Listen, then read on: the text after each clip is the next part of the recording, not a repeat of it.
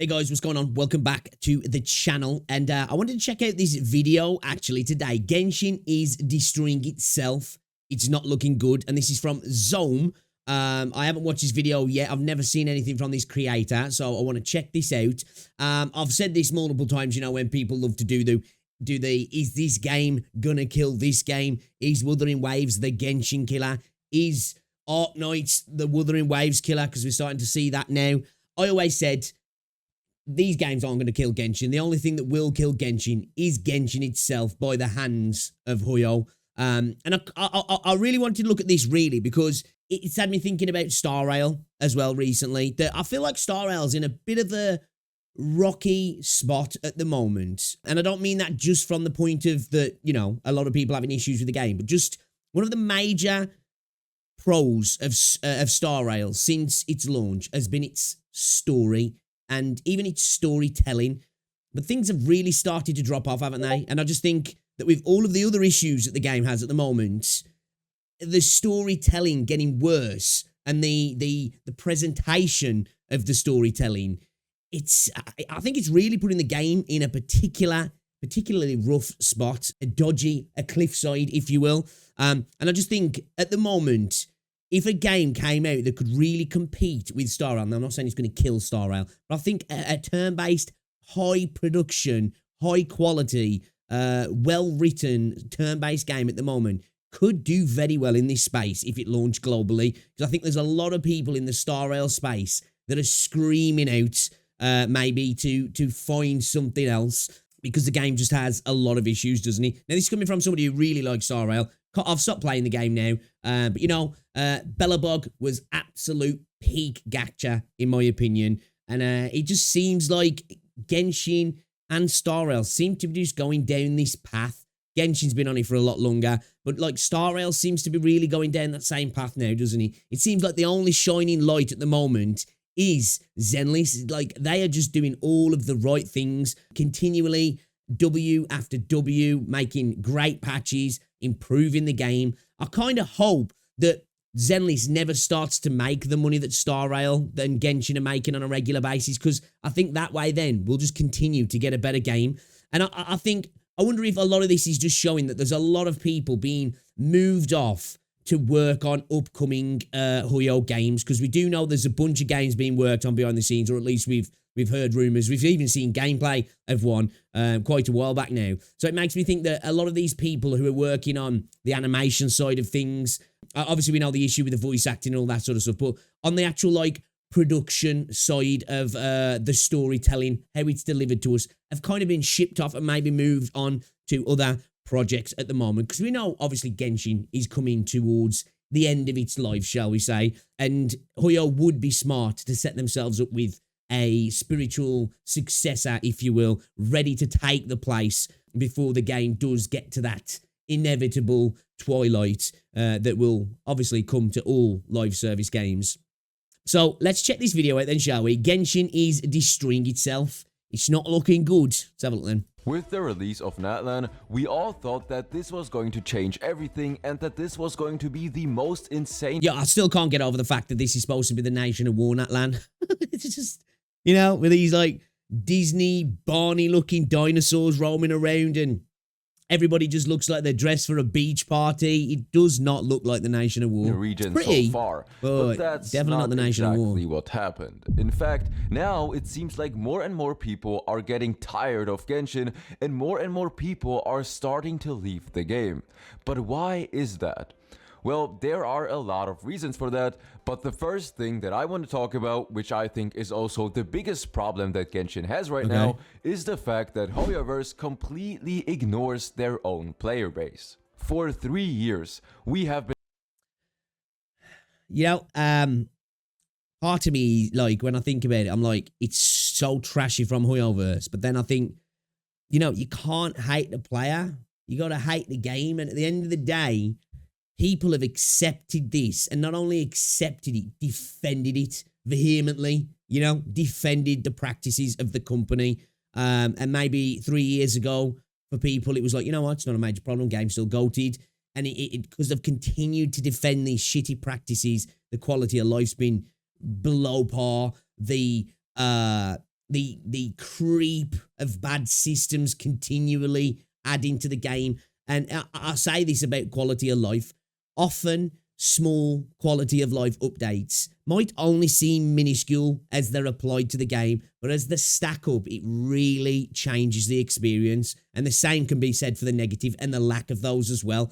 And things that 3 years ago was like a defensible position, let's say, although they shouldn't have been, have now cascaded into the position that the game's left in. And the community, I don't want to say the community only has itself to blame, you know, but I feel if the community had voted with its wallet, the game would have changed, but the community refused to do that. So it's like, you know, they made the bed and they kind of have to lay in it or, you know, jump ship.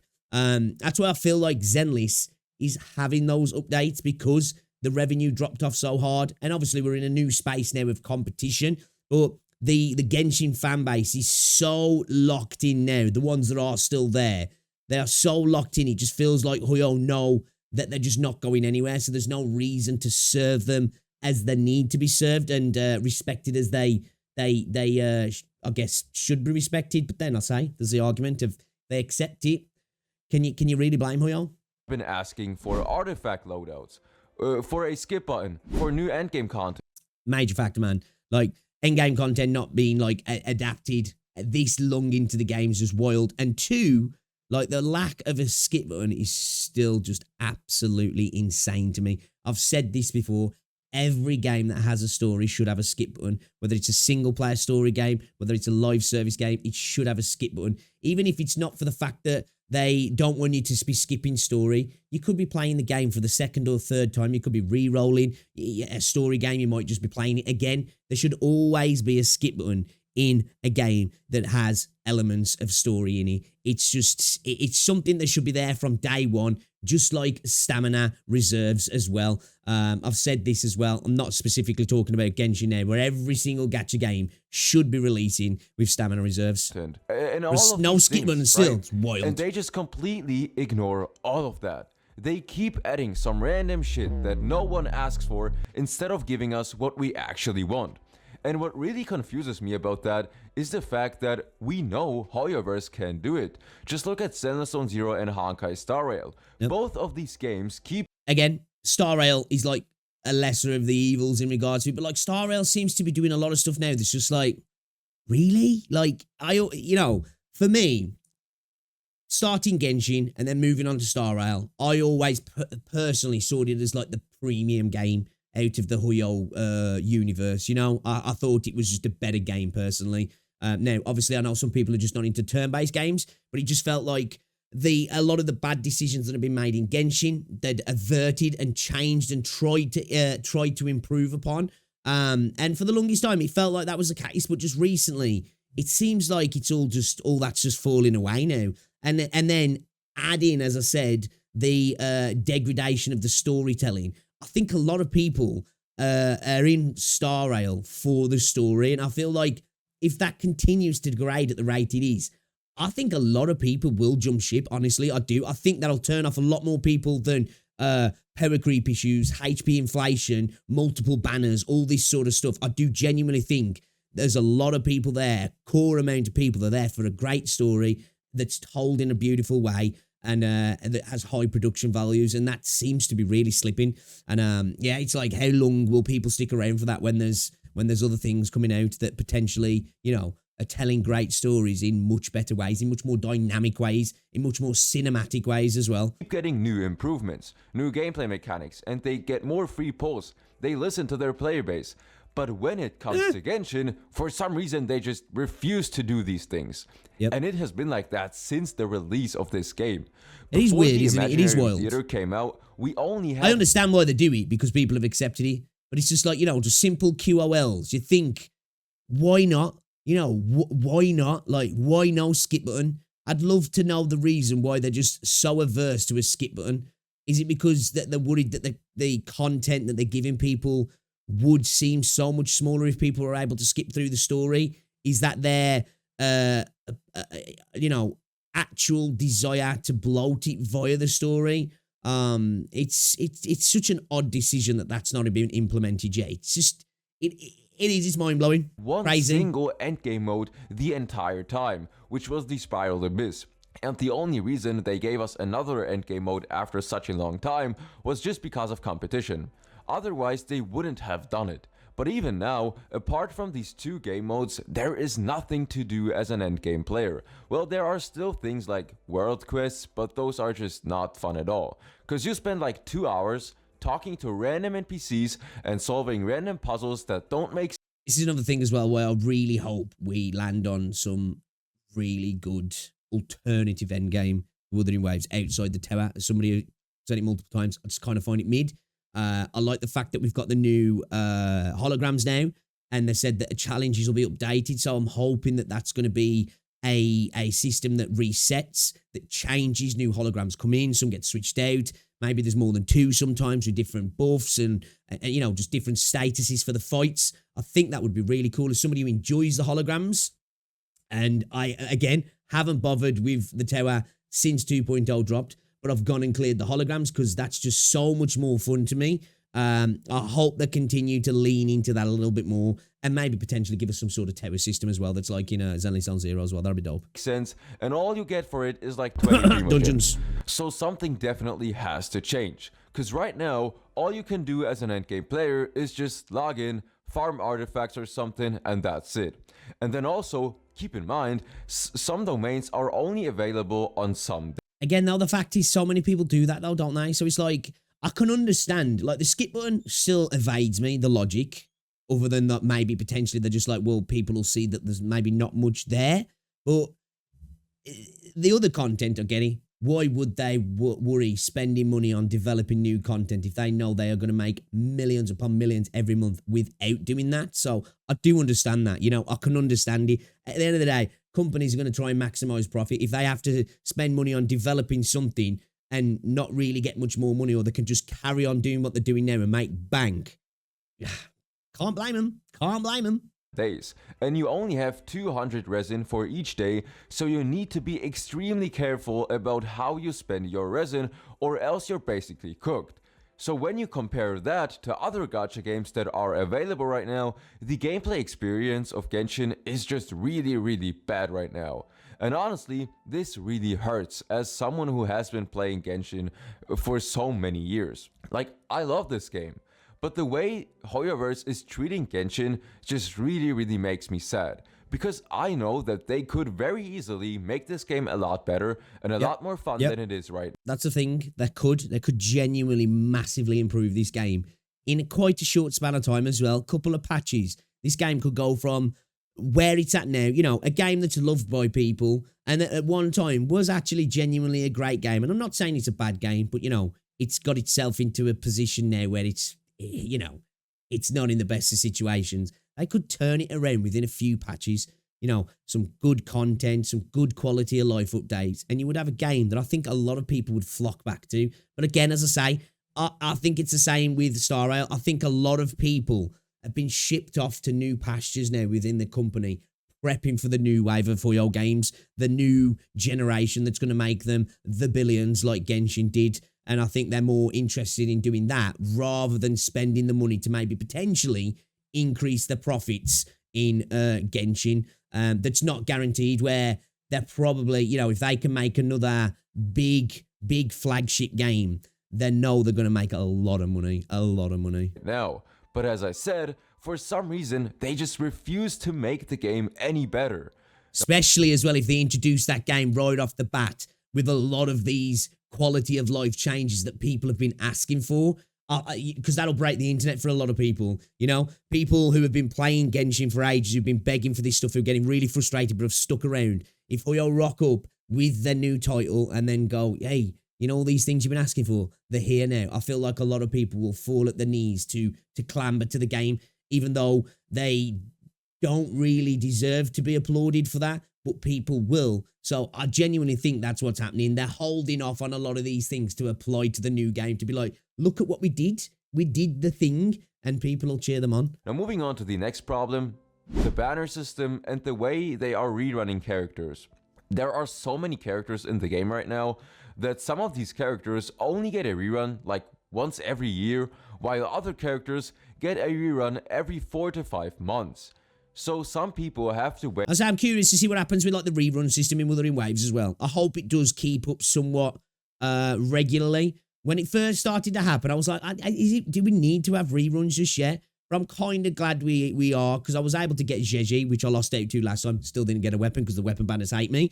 But, you know, I'm thinking, well, it'll be good if she comes around again, because I can nab a weapon that time. It allows you to be like, okay, I can skip the weapon this time. Maybe it might be a really good thing for my account, whichever weapon you're going for. But I can wait, and next time the banner comes around, I'll grab the weapon as well this time, because I won't have to worry about pulling for the character. Wait more than a year just to get their favorite character.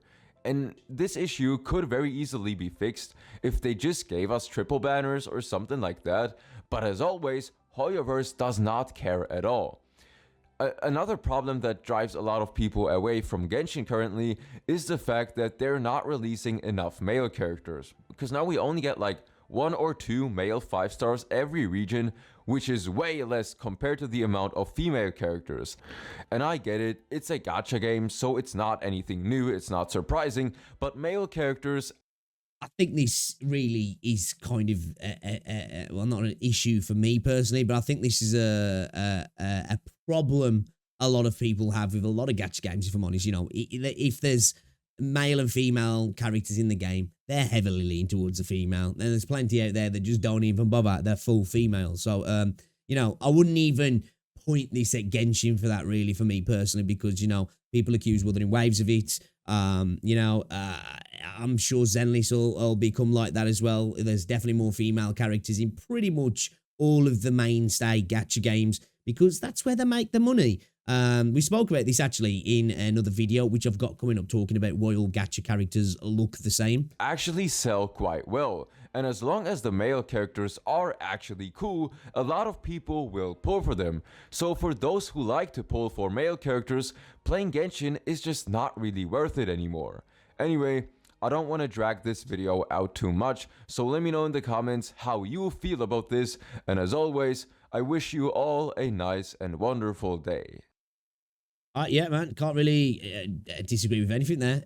You know, Genshin has fell into a place that's it's just not in a good spot, is it? It's just not in a good spot. You know, and I feel like Star Rail's like